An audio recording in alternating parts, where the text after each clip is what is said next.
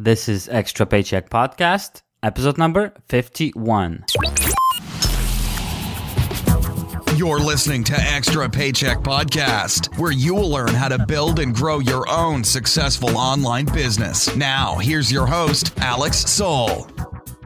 Welcome to yet another episode of Extra Paycheck Podcast. This is episode number 51, and today's special guest is Kendra Prospero. Kendra is the founder of Turning the Corner, where her main goal is to make sure that everyone is completely in love with their jobs. Enjoy today's episode. Hi, Kendra, and welcome to the Extra Paycheck Podcast. Thank you, Alex. Please tell us a little bit more about yourself, your background, and what is that you do as a business at this very moment. All right. Well, I am the CEO and founder of a HR consulting and recruiting business based in Colorado called Turning the Corner. And it is our mission to do really two major things. And that is we work with job seekers to help them find jobs they love. And we also work with companies to create an environment where employees will love their job. I mean, it's really my deep mission, Alex, to kind of end suffering in the workplace. And so I founded Turning the Corner about 5 years ago to basically help both sides of that equation of a job. And we've had 100% growth every year since then, and are actually on track to have our best year ever just with our current pipeline we have here in January. So it's very, very exciting. Wow, congratulations. This you. is amazing. Yeah, thank you. And so, Kendra, at this point, I'll have a question for you because as many entrepreneurs, especially online entrepreneurs, we usually have the same kind of problem with jobs, meaning that a lot of people that I've interviewed, including myself, we quit our jobs to do something on our own. And I'm not sure if it was really the will to do something of our own, or it was really the way we disliked our jobs. For instance, in my personal case, I had probably one real job. I had a whole bunch of different jobs, but then, I got this office job that everybody talks about that, just sit in the office and you do your hours and you punch out and the paycheck is okay. But I really disliked it. It didn't fulfill me at all. And this would push me to start my own thing online. But so the question is here, do you think that for most people who dislike their jobs, is it because it's a wrong choice of a job or a career, or is it because they have to work on something and maybe, as you mentioned, maybe have someone to better the conditions of the working place or something of that sort? So here's what I know. So we work with almost 1,000 job seekers a year, which is a great volume in that we get a lot of information around what makes a job seeker love their job or not. And I mean, let's be honest, the people I'm working with, they don't love their job, right? So we actually get more of that information around what makes people not like a job.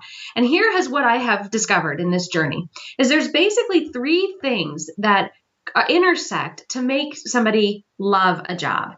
And it's number one is that they are doing what they are wired to do.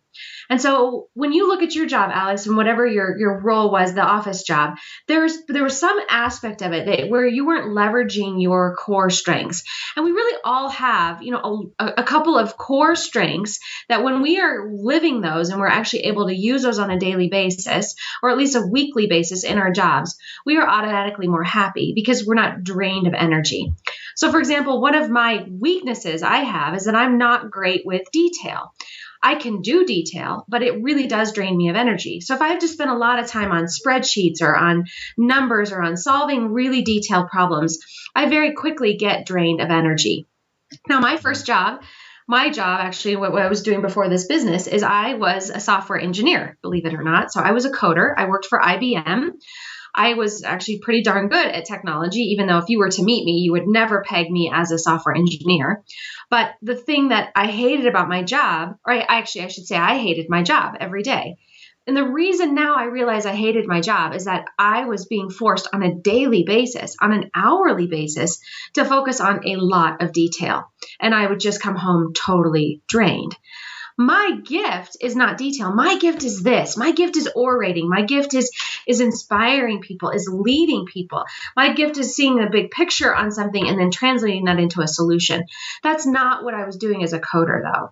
And so when I finally embraced who I am and that what I'm great at and what I'm not great at, I instantly started feeling happier in my job.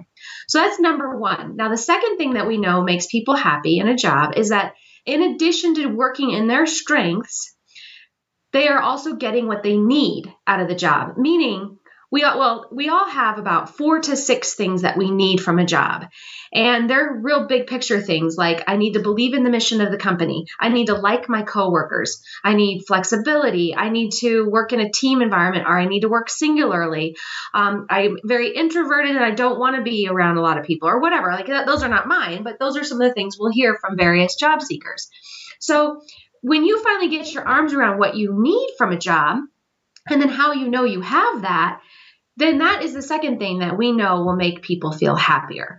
So that's the 2 first key things, the strengths and then getting what you need or your values are being met.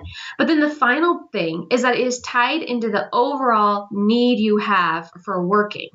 So I think of it more as what is the legacy you want to leave behind relative to your job? And so, some people's legacy is they want to have freedom and that jobs give them financial freedom. And so as long as they have that financial freedom, then that third leg of the stool feels good to them. Other people will say, they want to keep their brain occupied. They just need to be busy. Matter of fact, that's a majority of the population enjoy working just because it keeps their days active. And some people will hate a job because they're just doing such mundane things. They're not busy enough and they're bored. But another big one I'll hear, and this is definitely my why, is that you have a gift to give this world that you absolutely know you have to give. And that is my why. That is why I love my job now, is that I'm doing what I'm wired to do. I'm getting what I need from the job. And then I'm actually now contributing at a level that I can see, 50 years in the future, that I will feel really good about the work that I chose because I'm making the difference that I know I can make. And so those are the 3 things: the strengths, the values, and then the legacy or the why you want to work. And when you have that alignment, that's what makes people love a job. Love it.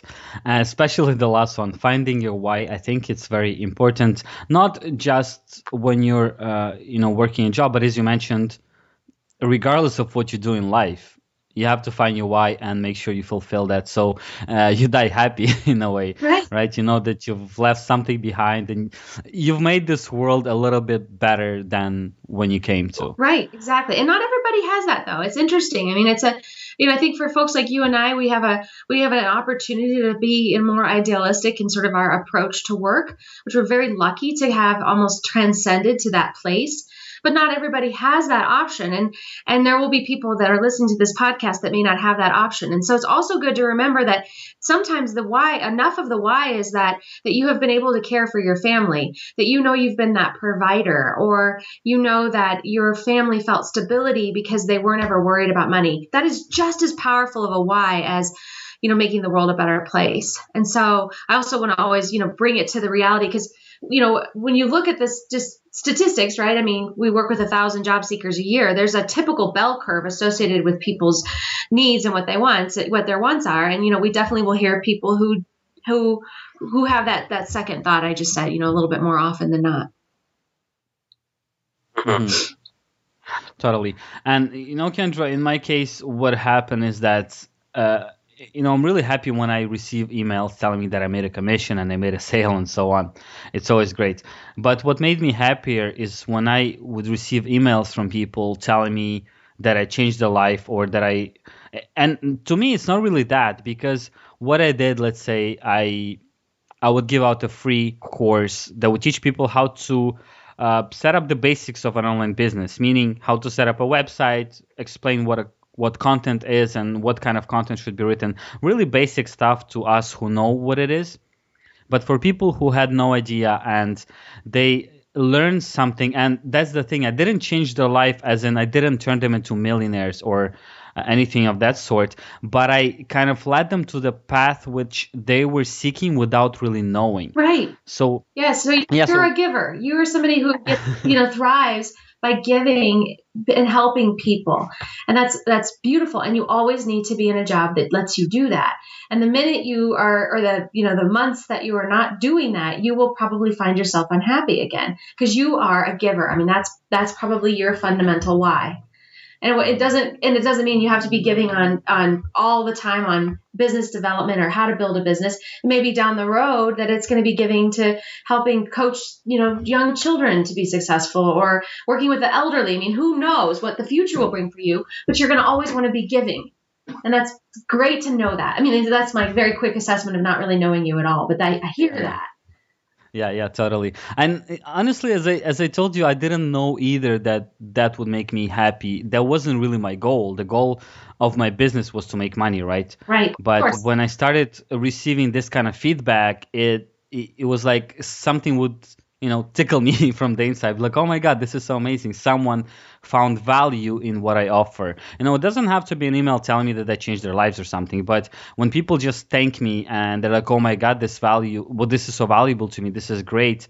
Thank you for teaching me this. It makes me happy because I feel like I have helped someone with even something minor. But I'm like, well, I did a good thing today. Feels good. Yeah, that's great. That's great. All right, Kendra. So let's move back into your career. And because this is an interesting shift, you're working as a software engineer, a dream job for many people.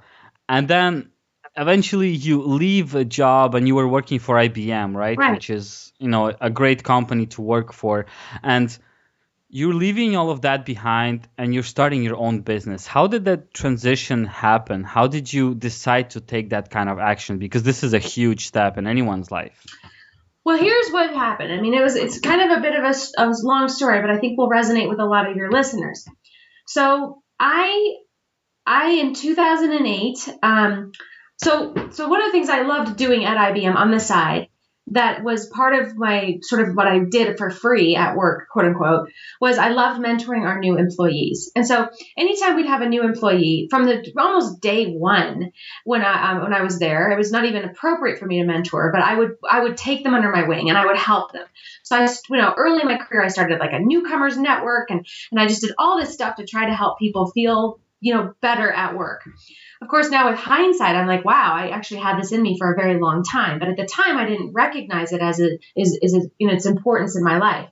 But I did love that. And so in 2008, I had a really rough year. I was on track at IBM to be one of the top executives. I was on what was called the top talent list, which is this kind of exclusive list where they give you access to education that other people don't get. You get access to jobs other people don't get. And anyway, I had some pretty phenomenal assignments. And after one of my assignments, I got demoted, basically. I got put in the corner. And it was devastating because I was definitely a go-getter. I wanted to be that, I wanted that corner office. And it was just probably one of the hardest times in my life. But the good thing that came out of that is that for the first time in years, I was pregnant. And that, my husband and I had been trying to have a baby. And I think with just the stress of my job, my body wasn't letting me. So the good side of having now suddenly this demotion and the not corner office, but the janitor closet office was that I finally started to relax. And so I had a baby and I thought, I'll just quit my job now. I had my run at IBM, it's over.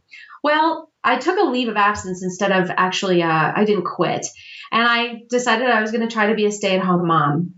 And about 9 months into being a stay-at-home mom with this beautiful daughter I had, I just about went crazy. And I think I actually, was on the brink of probably needing to be committed.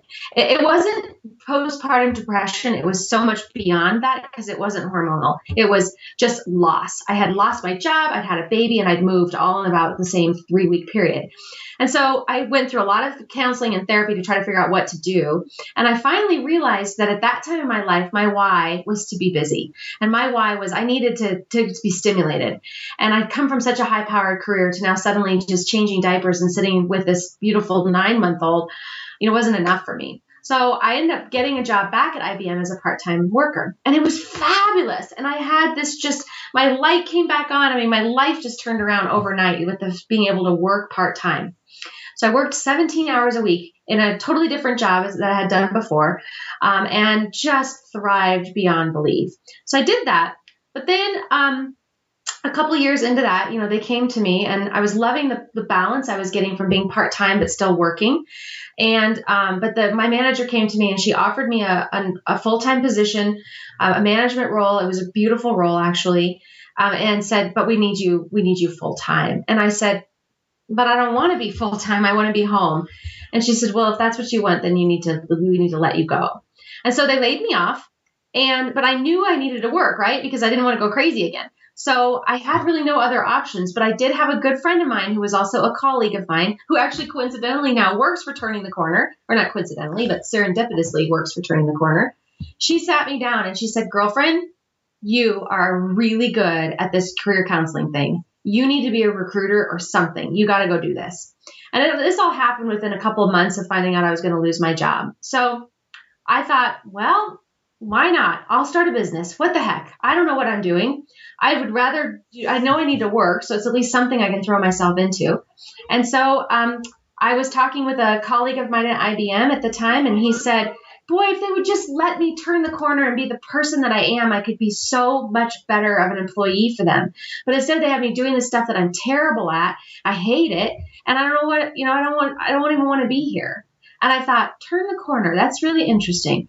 And then I was hearing an article on NPR or something, and I heard that statement again, and I thought, I like that turning the corner phrase. So I went home, I Googled it, I saw that the domain name was open with the LLC attached to it, so turningthecornerllc.com. I spent whatever it was, $10 to buy the domain name. I got up on the Secretary of State website to see what I needed to do. Lots of detail, not into detail. I called LegalZoom. LegalZoom said, "We'll do it all for you for a little bit more." So I just did the kind of base package at LegalZoom for filing a business. And I don't know, a week later, I had my EIN number, and I was officially sort of open. And so that happened on April 11 of 2011. The next day, I sent an email out to all of my friends and my fans, vendors I'd worked with at IBM, clients, all these people. And I said, "Hey, this is what I'm doing. I don't even know what this is going to be, but here's what my general idea of it is." And the next day, Alex, I had an email from a friend saying, "Could you be in Chicago on Monday to teach a class on interviewing?" And I said, "Yes." And it was a $6,000 check. So Wow. I took that $6,000 and I hired a web designer, and I designed this beautiful website, put a logo together that we're still using. And I just started the process of moving and keeping on moving, which is the key thing as an entrepreneur, right? You got to just keep moving. You never know what the next thing's going to be around the corner, but you'll never find it if you don't go around that corner. So that's what I kept doing. And then finally, I had my first recruiting gig by the summer, and had basically, I think by the end of the year made $60,000, which was just amazing for my first year.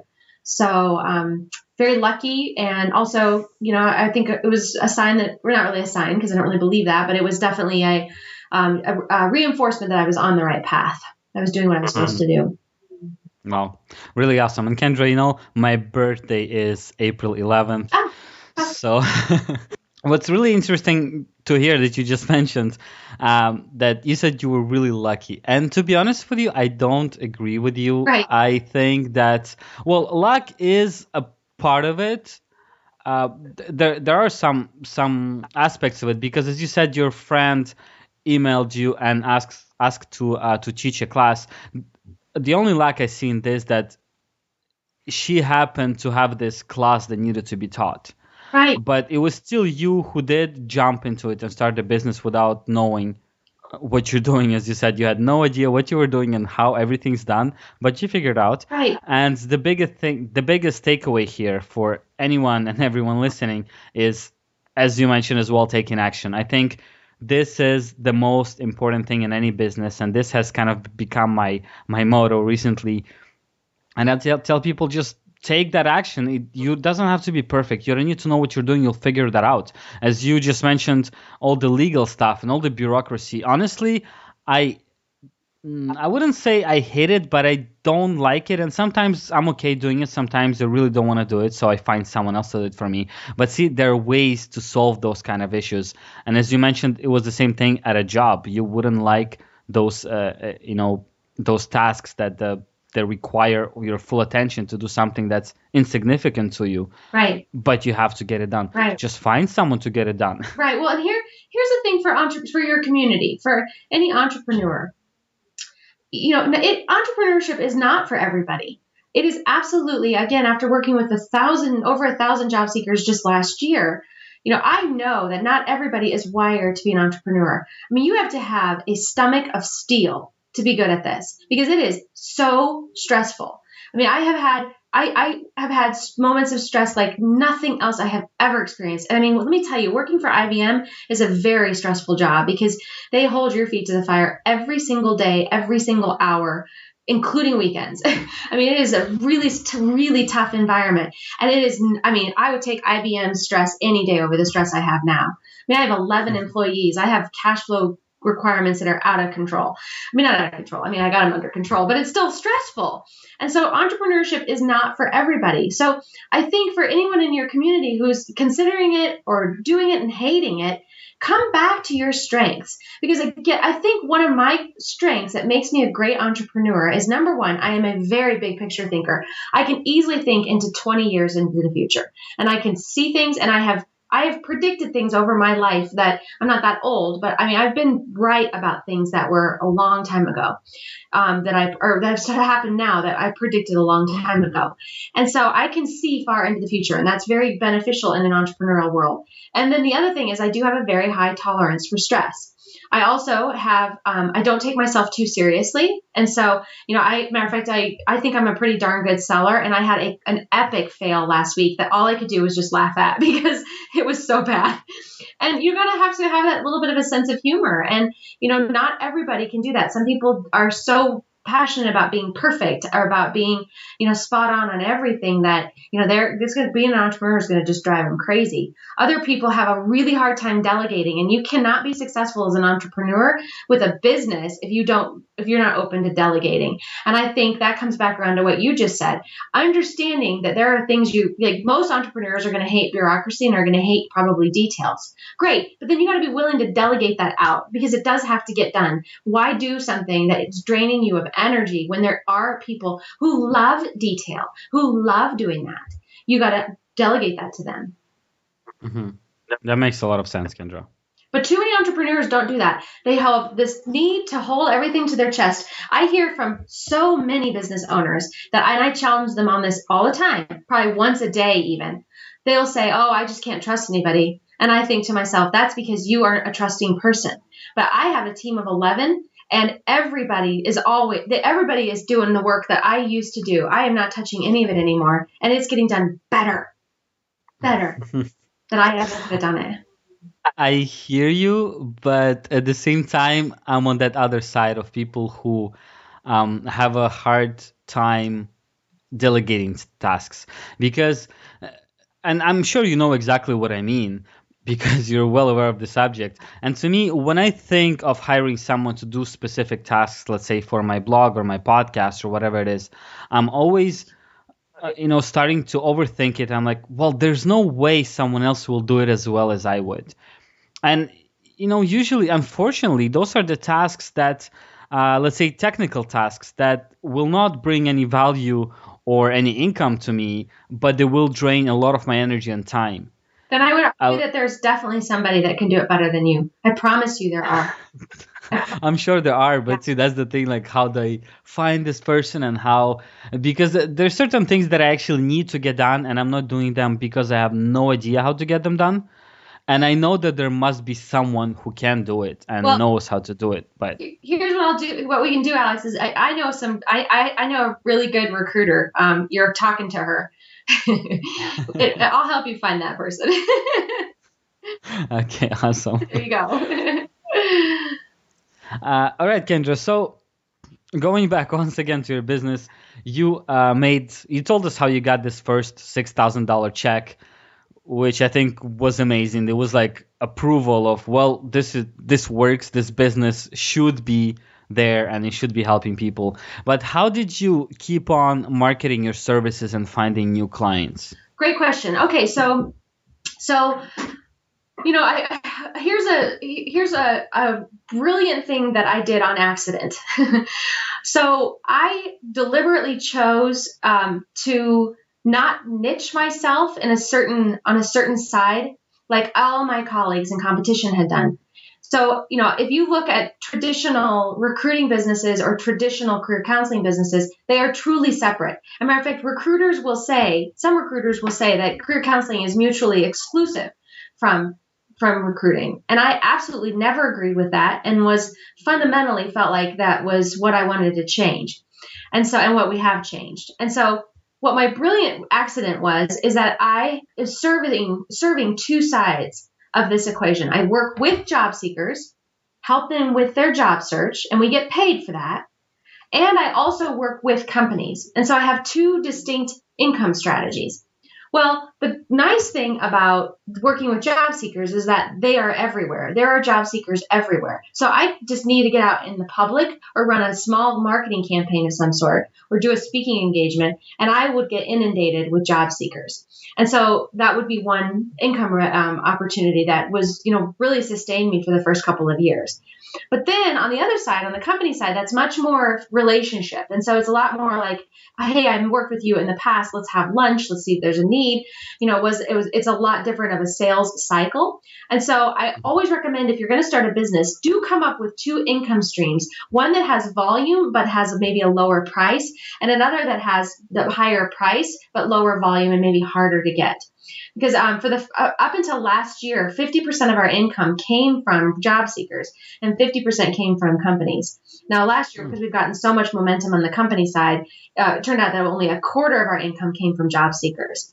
And so, but I do always recommend that. And it was a total accident that I stumbled on it, but it has helped us so much. So if I need a cash infusion for some reason, we just run some marketing campaigns against people who, don't like their job, and we get instant cash infusion from those clients. Where if we're the company side, like it's a very long sales cycle. It takes me at least 2 months to close some of those deals. So one of the things I did, to answer your question more specifically, is I spent a lot of time in networking events. So here's another thing for entrepreneurs is if you do not like selling, and if you do not like being out in the public, you're probably not wired to be a CEO. You can be a co-founder of a business, but you're going to need someone on your team who does that really well and is just as passionate about the business as you are. Because 100% of your job in the early days is selling. Selling. And it's not like a schmoozy gross sale. It's like, hey, look at what I can do. If you know anybody that needs help, like here I am. I mean, it's better, better than what I just said. But so I went to leads groups. I went to everything that the small business development centers offered. I went to places where I thought I could find my clients. I went to job fairs. I just went all over the state testing out my message, basically. And what I would say in those early days is when people would say, so Kendra, what do you do? And I was a solopreneur at that time. I say, oh, I help people find and fill jobs. And that's all I would say. And I mean, I got tons of business with that statement and just being out in the public. So definitely in their early days, like you just got to get out. You can't sit behind your computer. No Facebook ad is going to be appealing to someone if you don't actually know what they need. And you're going to find that by being out in the public and finding clients. Great advice and very helpful advice. And I'll tell you even more about it. So in my case, I was involved in networking events back in 2008, maybe 2009, when I started online marketing, because we had a big meetup group in Montreal here, and they would throw events and I would go there. And a lot of people were like more online businesses based. So it was really interesting to me. And then somehow it died down and I just stopped, communicating with those people. And for years I thought, well, I don't need anyone. I'm doing my thing online. It's an online business totally. How can someone help me? Those connections would never help me. And now that I'm realizing that it's, you need those connections just as much offline as you do online. Mm-hmm. Because first of all, those, the actual real networking events, let's say, they're even great for online marketers because just like you, somebody could be at that event and somebody asks them, what do you do? And this guy, the guy who's asking you, let's say he runs a bakery or a shop of any kind. And he asks you, okay, Kendra, what do you do? And you tell this person, well, I help local businesses to get ranked on the first page of Google so they get more business and more traffic, right? You are working online, but you don't need to. Right. Yeah, you don't need to get your clients only from online. And probably for these kind of businesses and services, you have a better chance of closing people offline, actually. And for online marketing, what I found interesting is that you don't necessarily need to go to these kind of events and network with people, but you still need to network with people in your industry online. Because you, as a business owner, once again, even if it's just an online business, other online businesses in your industry and you guys have the same goal, to get the most people to your site, to get the most people to your product, and to help the most people that you possibly can.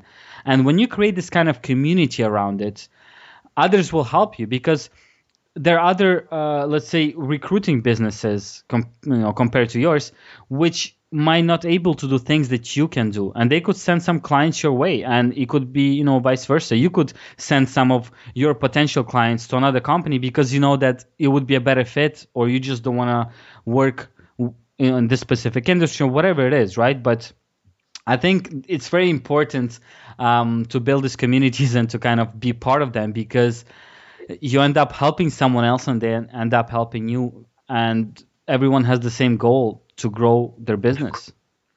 Right. Yeah, no, I don't know how it is in Montreal, but one of the very unique things about being an entrepreneur in Colorado is that we have a very open way we are with each other. Nobody in Colorado kind of holds their cards to their chest.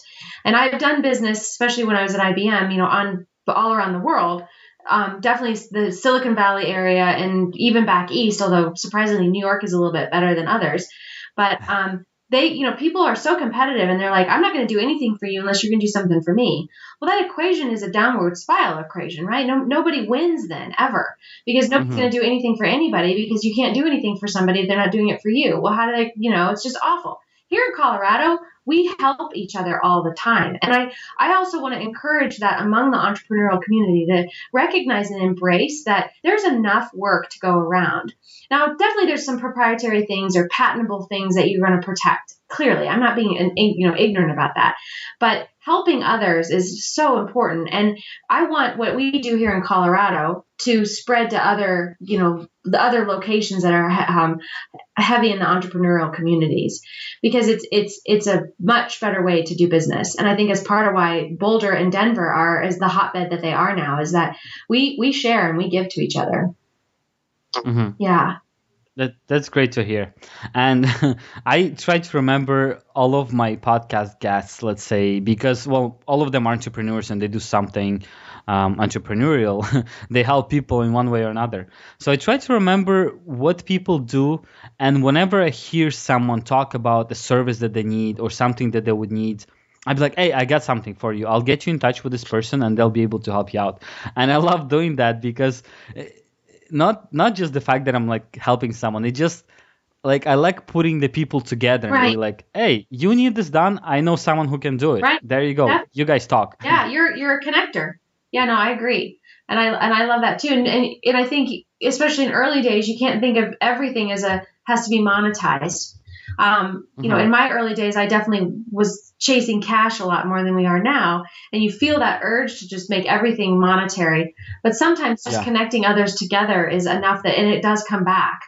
And I noticed just this week, actually, we've had kind of a miraculous thing happen with a connection that we helped make over 2 years ago. And it like this week has turned into something I can monetize on. So you just never know. And I think it's a better guiding principle to give more and expect less as an entrepreneur to others.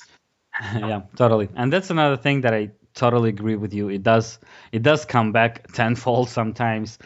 And I think it does happen this way because people do feel that you're not helping them or connecting them for the sake of money. You are doing it to really honestly and authentically help them. Right. And whenever they need something that you might be able to provide, of course, you will be the first person they will go to. That's natural. It's logic. That's just how the world works. Right. Exactly. Yeah. Yeah. All right, Kendra. So one of the last questions for you here. And I know you have probably answered this question during the episode because we've covered a lot of things. But if you were to give one advice, your most important advice to a beginner entrepreneur, what would it be? Well, it would be what I said earlier, but I'll expand on it a little bit more with an analogy. Is to keep moving. And so, one of the first big checks that I got after the $6,000 one, I finally did some recruiting over the summer, and those were great checks. First thing I did was invest in a business coach and who specialized in startups and solopreneurs. And Tommy Wolf is her name. She's fabulous if you're starting up as a coach. She's just a great person to kind of get you oriented as an entrepreneur. But you got to do what she says, otherwise it doesn't work. But so I invested in her, and she had a great analogy that I use now as an example for my job seekers as well as for entrepreneurs. And that is, you have to have a beacon off in the distance, or a destination off in the distance that you're striving for. And as an entrepreneur, it would be to make money and, fulfill your why. Most likely it's going to be those two things. Okay, so if that's the beacon off in the distance, then imagine that you have a GPS that you're going to plug that address into, right? Okay, great. You've got this GPS, you've got the destination. It's a long ways away. You decided to take the scenic journey on the thing, because that's what entrepreneurship is it's a scenic journey. It's not the direct route. Yeah. And then what do? Well, you don't just sit there in your car. You start driving, right? Same thing with entrepreneurship. You got to move.